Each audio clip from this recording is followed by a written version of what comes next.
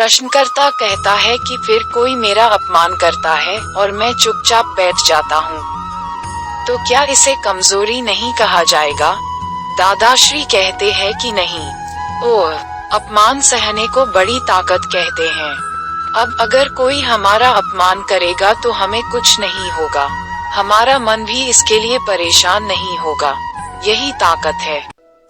और जहाँ तक कमजोरी की बात है तो ये सब केवल हिलाने डुलाने से ही नहीं बल्कि संघर्ष करने से ही होता है, उसे कमजोरी कहते हैं। इसलिए अपमान को शांति से सहना बहुत बड़ी ताकत होती है, और ऐसे अपमान को अगर एक पायदान पार किया जाए, एक कदम पार किया जाए तो 100 कदम पार करने की ताकत आती है। क्या तुम समझ रहे हो? यदि सामो शक्तिशाली है, यदि वह उसके विरुद्ध कमजोर है, तो वह केवल जीवित हो जाता है, यह उसका स्वाभाविक गुण है। लेकिन अगर कोई कमजोर आदमी हमें छेड़ता है तो जब हम कुछ नहीं करते तो इसे ताकत कहते हैं। वास्तव में व्यक्ति को कमजोरों की रक्षा करनी चाहिए और ताकतवरों का मुकाबला करना चाहिए। देखो, परंतु इस कलयुग में ऐसे कोई मनुष्य नहीं है। अब कमजोर को मारो और ताकतवर से दूर भागो।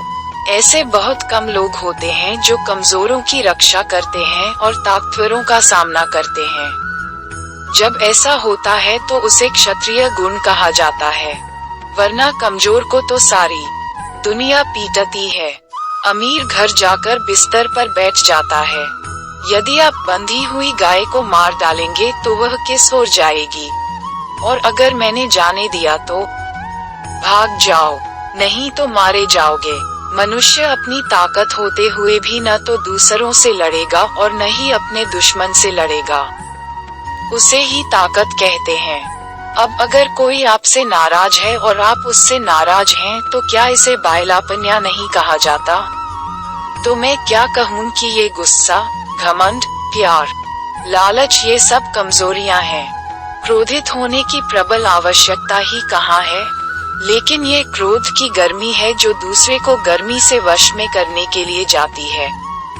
लेकिन जिसके पास क्रोध नहीं है उसके पास कुछ भी नहीं होगा।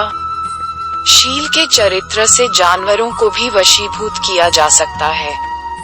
व्याघ्र सिंह, समस्त शत्रु, सारी सेना को वश में कर लेना चाहिए।